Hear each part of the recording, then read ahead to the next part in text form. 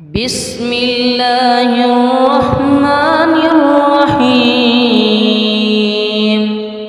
للفقراء المهاجرين الذين أخرجوا من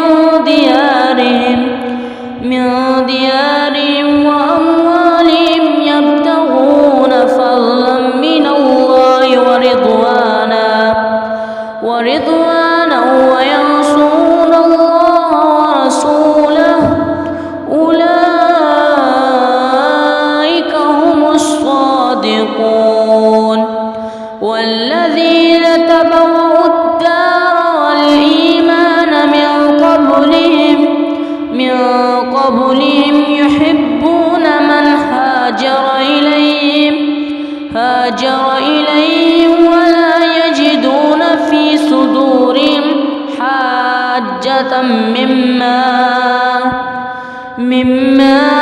أوتوا ويؤثرون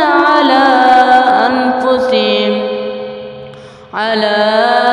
أنفسهم ولو كان بهم خصاصة ومن يؤك شح نفسه فأولئك هم المفلحون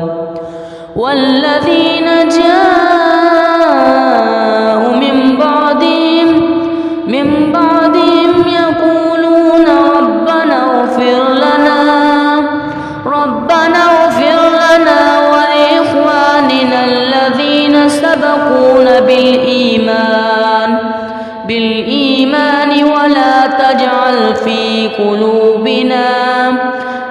قلوبنا غلا للذين آمنوا ربنا إنك رؤوف رحيم.